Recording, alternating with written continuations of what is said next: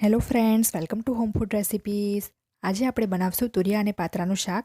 આ શાક ખાવામાં ખૂબ જ ટેસ્ટી લાગે છે અને બનાવવામાં પણ ખૂબ જ સરળ છે.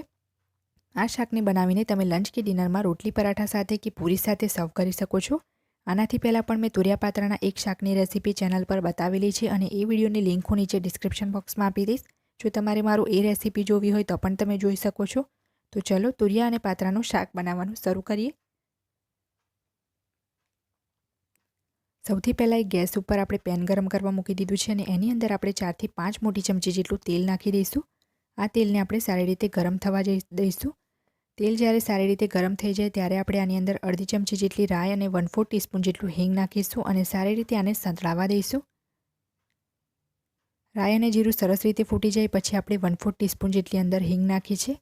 હવે આપણે આની અંદર આદુ લસણ અને લીલા મરચાંની પેસ્ટ નાખીશું 1 મોટી ચમચી જેટલી. આ પેસ્ટ આપણે ફ્રેશ જ લેવાની છે અને સ્લો ફ્લેમ ઉપર આને આપણે સારી રીતે સાંતળી લઈશું જેથી એમાંથી કચાશ જતી રહે. હવે આપણે આની અંદર તુરિયા નાખી દઈશું. આ ટોટલ 300 ગ્રામ જેટલા તુરિયાના ટુકડા છે. મેં પીલરથી સ્કીન કાઢ્યા પછી સારી રીતે ધોઈને અને આ રીતે લાંબા ટુકડામાં સમારી લીધા છે. તુરિયાને મેં કાપ્યા પછી માપ્યા છે તો 300 ગ્રામ જેટલા તુરિયા થયા છે અને અહીંયા મેં એને લાંબા ટુકડામાં સમાર્યા છે. જો તમારે એને ગોળ ટુકડામાં કાપવા હોય તો તમે ગોળ ટુકડામાં પણ એને કાપી શકો છો.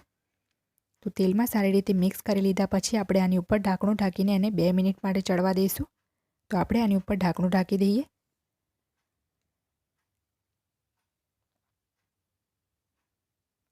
બે મિનિટ થઈ જાય એ પછી આપણે ઢાંકણું ખોલી લઈશું અને એક વખત આને આપણે સારી રીતે મિક્સ કરી લઈશું. હવે આપણે આની અંદર બાકીના મસાલા એડ કરી દઈશું. તો અહીંયા મેં 1 મોટી ચમચી જેટલું ધાણા જીરું પાવડર અને 1/4 ટીસ્પૂન જેટલો ગરમ મસાલો નાખ્યો છે. અડધી ચમચી જેટલું લાલ મરચું અને અડધી ચમચી જેટલી હળદર નાખી છે. મીઠું નાખીશું આમાં સ્વાદ મુજબ. પાત્રામાં પણ મીઠું હોય છે એટલે મેં ફક્ત તુરિયાના જ ભાગનું મીઠું નાખ્યું છે અને લાલ મરચું પણ મેં અડધી ચમચી જ નાખ્યું છે કારણ કે મેં આદુ લસણ અને લીલા મરચાંની પેસ્ટ એડ કરી છે. બધું જ સારી રીતે મિક્સ કર્યા પછી આપણે આની અંદર અડધો કપ જેટલું પાણી નાખીશું અને આ તુરિયાને આપણે 80% જેટલા ચડવા દેવાના છે. આખા તુરિયા નહીં ચડવા દઈએ, થોડાક ચડે એ પછી આપણે આની અંદર પાત્રા એડ કરી દઈશું. તો ફરીથી આપણે આના ઉપર ઢાંકણું ઢાંકી દઈશું અને એને કૂક થવા દઈશું.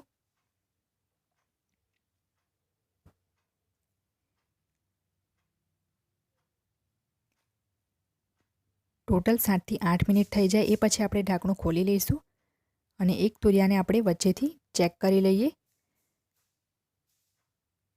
આપણા તુરિયા અહીંયા 80% જેટલા ચડી ગયા છે. તો હવે આપણે આની અંદર પાત્રા એડ કરી દઈશું.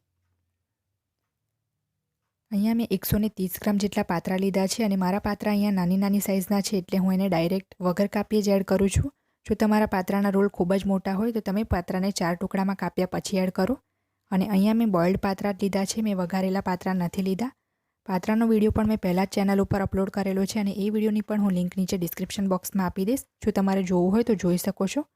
પાત્રા એડ કર્યા પછી ફરીથી મેં અડધો કપ પાણી નાખ્યું છે અને હવે આપણે આના ઉપર ઢાંકણું ઢાંકીને એને ચડવા દઈશું.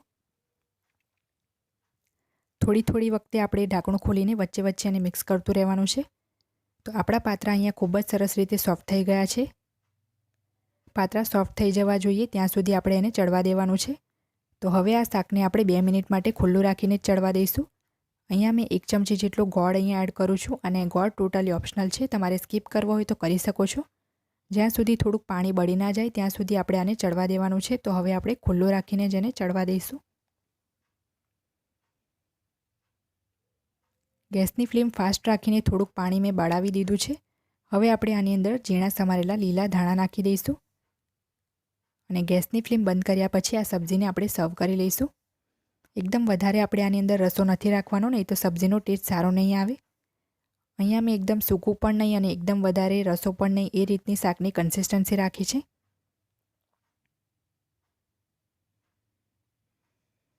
આ શાકને તમે ટિફિનમાં પણ લઈ જઈ શકો છો કારણ કે ઠંડુ થાય પછી પણ એ તમને સૂકું નહીં લાગે.